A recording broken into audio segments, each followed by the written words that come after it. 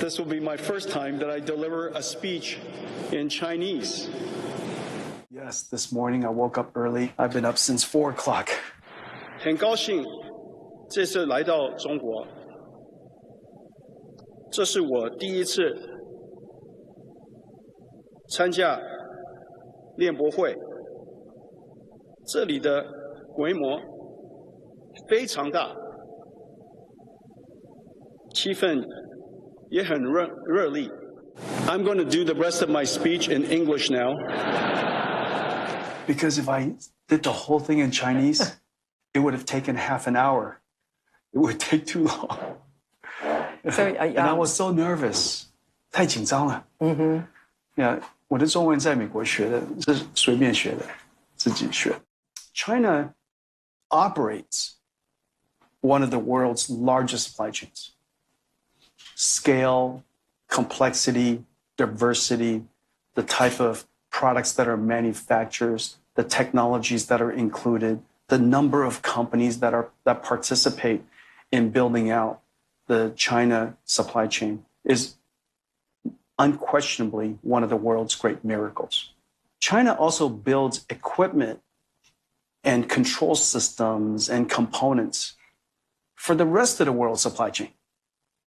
And so not only does China operate one, it creates technology and products to operate other people's supply chains. And because the world's supply chains are becoming more diversified and, if you will, more redundant, it creates an enormous opportunity for China actually to export your supply chain manufacturing technology all over the world as supply chains are being and manufacturing lines are being created around the world. But it won't change the fact that no matter what happens, there's no reasonable destination where the world's supply chains are somehow completely disconnected. It is simply too complicated, and it will always be connected. You also want that connection. And the reason for that is, this is the beautiful thing about a supply chain. There is no way at this point with so much complexity and so many different industries to imagine a world where the supply chain isn't interconnected and interdependent. So that interdependency is a necessary condition. It's a good condition. It gives us resilience. And although we don't manufacture much in China, we have many customers and partners and technology partners that we serve in China's supply chain. The world supply chain is very, very large, and it's interconnected. And NVIDIA, on the one hand, benefits from the supply chain, a very sophisticated, very advanced, very technical supply chain. And our supply chain is global as well.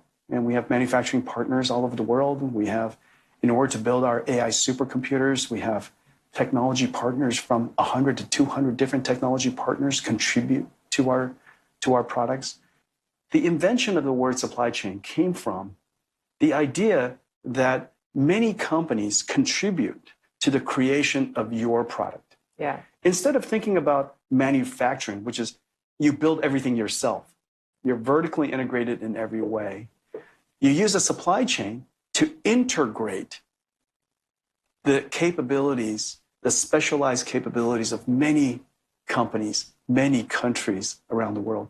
As a result, the end product is better than anything you can possibly do yourself. America's. It won't manufacture everything by itself, and it's not sensible to manufacturing everything by itself, and nor is it necessary to. So this wisdom, this incredible genius of the creation of what is called the supply chain really came out of my generation. Before it was called manufacturing. Now it's called supply chain management. And manufacturing is still a big part of it, but supply chain integration is very complex, and it's one of humanity's great inventions. I feel very welcome when I'm here, and I genuinely believe our customers and partners here really welcome us and value us. You know, today the requirement for more agility, more speed, more automation, those elements are essential to a world that is becoming more volatile, more dynamic. And so, in fact, it's a great opportunity for people who build technologies and who are experts at supply chains NVIDIA's, one of our great expertise is a really agile supply chain. No matter the change in supply, change in demand, change in supplier disruptions, whatever it is, because the products that we build are so complicated, if we have 1.5 million components inside our AI supercomputer, then if one component is missing or failing or short of supply, then the entire system cannot be built. Yes. And so we have to be rather agile in being able to adapt to changing conditions of everything. And so having agility in your supply chain and having technology that enables agility is really vital. This is a great opportunity for China. Now, the fact of the matter is, I have every confidence that although disruptions are unwelcome, it could be a weather disruption, it could be a geopolitical disruption, it could be supplier quality disruption. None of the disruptions are welcome. The supply chain was designed for agility. You know, the supply chain has a lot of redundancy built into it. And that is one of the great wisdoms of the supply chain architecture of today. And so today's dynamic environment is going to rely on the expertise of China's supply chain expertise more than ever. There is no way to stop the pace of domestic innovation. Of course, I believe that NVIDIA can make a great contribution. AI is a very complicated stack. It's a very complicated stack of cake. Underneath are chips, then there are systems, networking technology, AI infrastructure software, AI algorithm, and then the applications and services on top. That entire stack is extraordinarily complex. On the one hand, it requires all of the innovation across that stack to advance AI. But if each layer is not moving as fast, the engineers are so smart to innovate at the layer above or below to make up for. And the entire stack moves forward. And that's one of the reasons why you have to admire the incredible innovation of a company called DeepSeek. Their model, called R1, is genuinely innovative.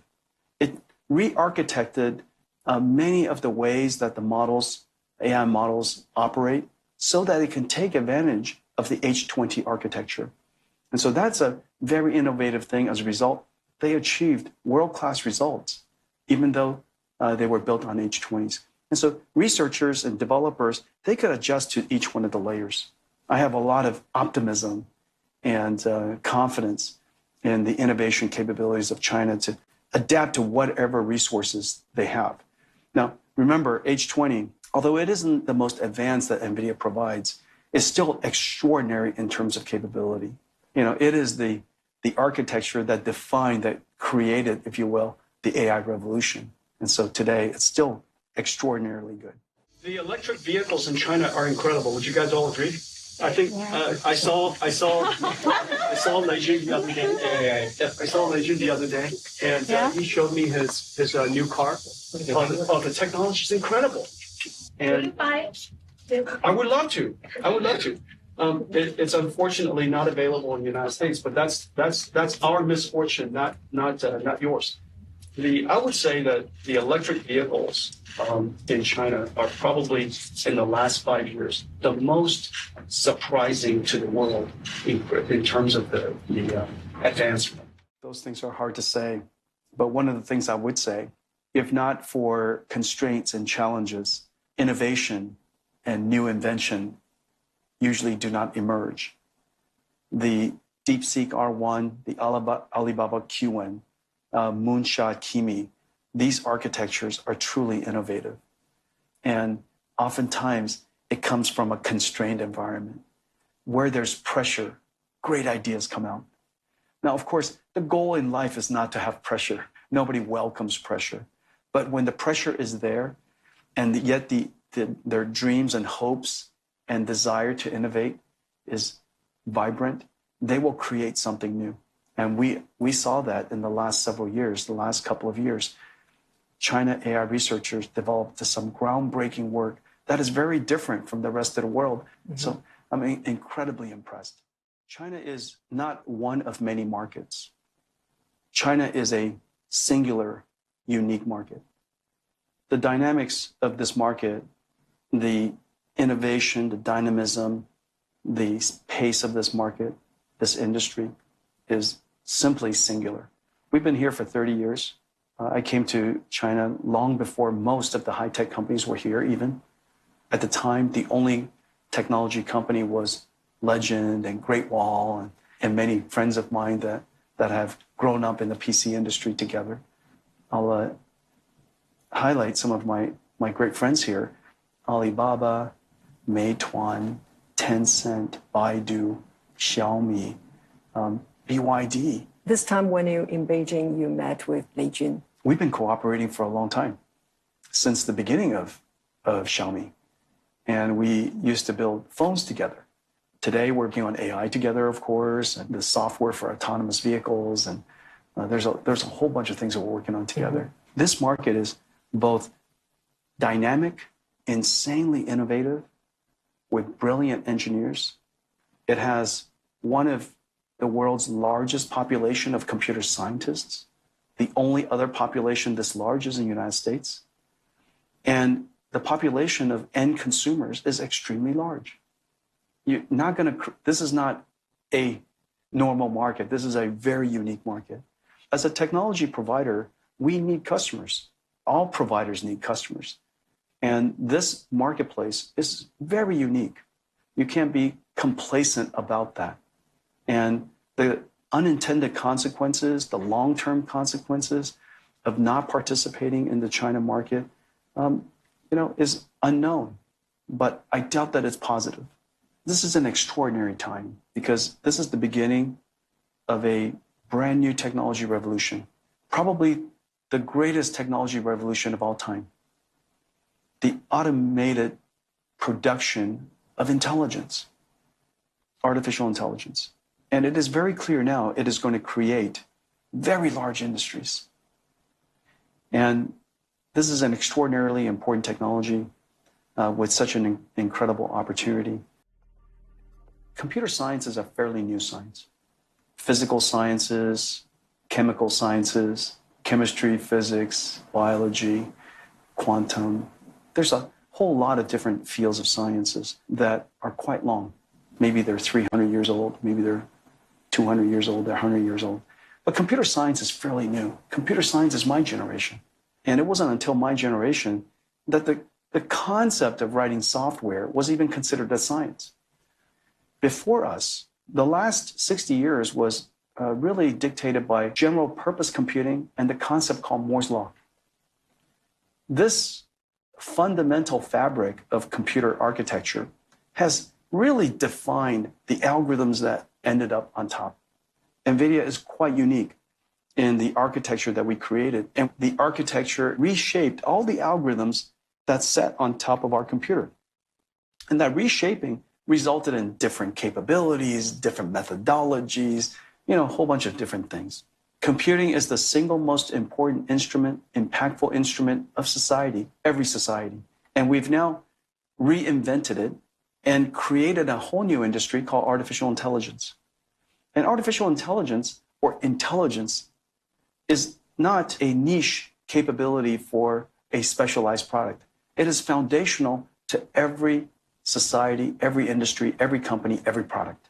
Intelligence, or artificial intelligence, is going to be an infrastructure fundamental to every country and society, as fundamental as electricity, as internet is today. It is going to be much bigger than the last time a technology of this impact has been invented. Give me one example of another time and another technology that is top of mind of every national leader everywhere in the world, every technology leader, every company leader, practically every human. I don't remember ever anything like it. This is extraordinary. There's no way to think about it as extraordinary impact already. And we have to recognize our place in the world today and not be complacent, to respect the opportunity, to be grateful of the opportunity and do our best in service of that opportunity. What is this new world is? Enjoy a capability that used to be quite arduous for us. This is no different than all of a sudden we can all run faster than any human can run. All of us can run 60, 70, 80 miles per hour. All of us can fly now. No humans could fly before. In no time in history has there been a technology that could lift everyone.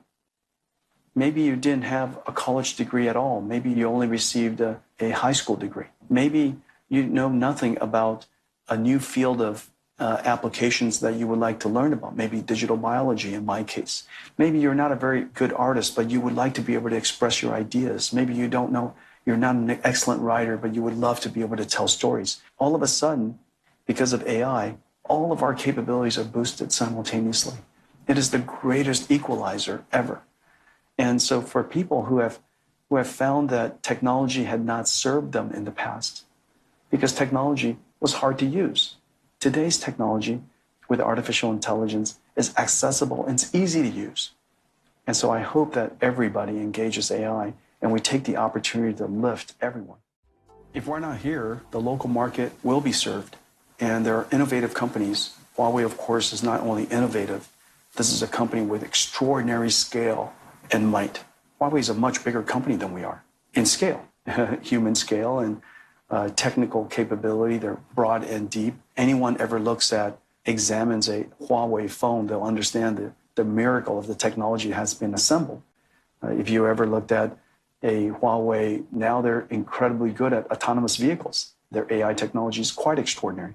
So this is a company that with great chip design capabilities, system design, system software. But if we're not here, this market will be served by Chinese innovators, chip companies, Huawei, of course, and many cloud service providers who will build their own chips. And so I think the market, China's AI market, will advance with or without NVIDIA. If we're not here, Huawei will find a way. That's my confidence in human innovation. If there's a will, there's a way.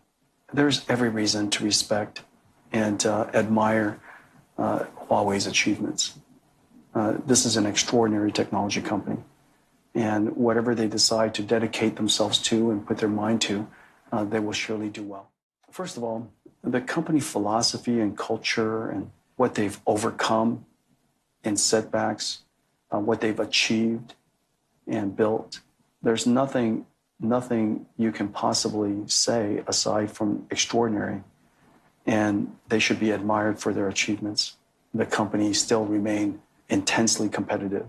They are our competitors, but you could still have admiration and respect and have great relationships with people you compete with. We're competitors, not enemies. But the world is large, and I hope we'll have an opportunity to compete for many years to come. But my feelings toward them are that admiration and respect and competitive. I think the big idea here is that there are companies that compete, there are nations that compete, and all of that coexists at the same time. AI can understand information and generate information. The wave that we're in right now is incredible, and it's called reasoning. And the reason why reasoning is so effective, so powerful, is that the AI can understand and solve problems that it has never seen before, just like humans. The next wave is called physical AI. We see, there's self-driving cars all over China, and autonomous vehicles advances are happening faster here than just about anywhere. XPeng has it, Li Auto has it, NIO has it, Xiaomi has it, BYD has it. And so the capabilities of fusing artificial intelligence and software and mechanical systems is a very natural capability of China's. And so this is an extraordinary opportunity for China, actually. Many of my Chinese employees have been with us for over 2 decades. We have offices in Beijing, Shanghai, Shenzhen, Hong Kong. And I love coming every year to help them celebrate Chinese New Year. NVIDIA is growing. They're extraordinary talent here. And we also still have, we have great partners here and great customers here that I hope to serve. And so I'm optimistic about our opportunities here in China. I'm optimistic that our two countries will find a way of competing and cooperating in a way that enables American companies like myself to continue to be able to prosper in and serve in this market. And so I'm optimistic about those things. And my Chinese employees have contributed greatly to the creation of one of the world's great companies. And I'm very proud of them. Our job, singular, to do our job to do the things we can control, which is to advance the technology the best we can, to cultivate and serve ecosystems of developers and researchers all around the world, to be able to serve markets that we're allowed to serve, complying with regulations and laws of every country. And there are many laws and many regulations in so many different countries, and we just have to comply with them all. And I believe that there's, at the center of that, there is still the possibility of building an extraordinarily great company that is in service of what an extraordinary time, in service of what is an extraordinary technology, and in service of countries and industries and companies all around the world. I love competition. The generation of CEO before me, they were battle-hardened. They described competition and building companies like war. I don't. We're not. Why you don't? Because we're not in war. Because we're competing. And as it turns out, you need competition to create your market. You need competition to create a future for both. There are no great markets where there are no competition. And so by definition, if you want markets, if you want prosperity, you want growth, competition goes along with it. And so I'm of a core value, belief, that it is possible to be in service of the market and the industry and to help everyone grow. And as a result, you grow as a benefit. And I respect my competitors, and I've got no trouble enjoying their company. NVIDIA competes with many companies in the world. In a lot of ways, most of my customers compete with me, and we have no trouble cooperating with them still. And so I think it's in this world today where everything is so interdependent and where we rely on each other. I rely on my competitors for many things. For example, I buy a lot of Intel CPUs, and I use cloud services from companies who build chips to compete with me. And so I think in a lot of ways we're so interdependent. It is really prudent to allow for spaces to compete and to recognize that there are places we're simply going to compete, and we compete with great spirit.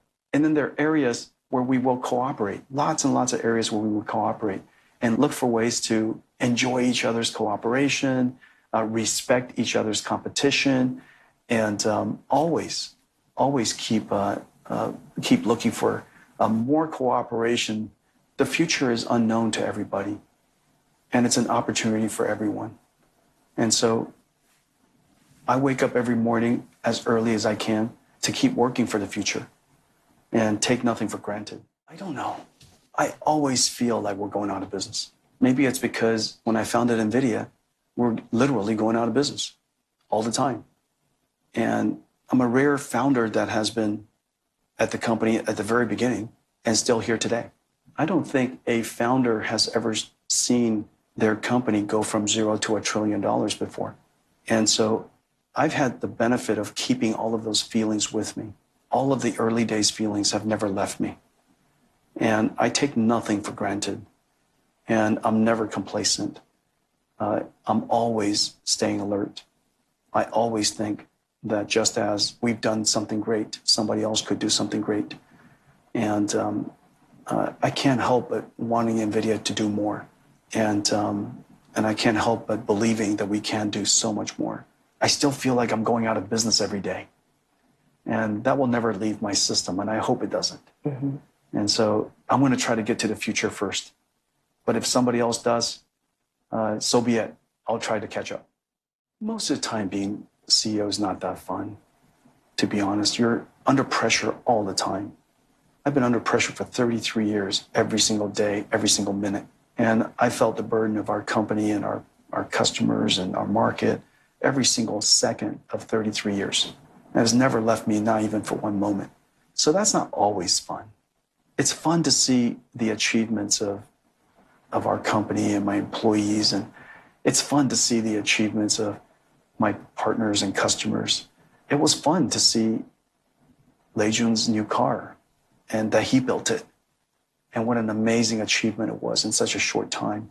It's fun for me when, as you know, Sam came up with ChatGPT 01 and now 03. It's fun for me to see Sundar and his team, Demis and Amin, come up with Gemini Pro.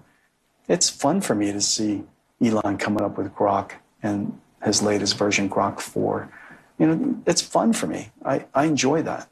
I enjoy seeing that I was somehow, you know, slightly involved and that I was able to make a contribution. I love seeing other people succeed and do things and that I'm somehow involved in it. But otherwise, being CEO is high pressure, hard work every single day. I should do it because I think I'm the best person for the job.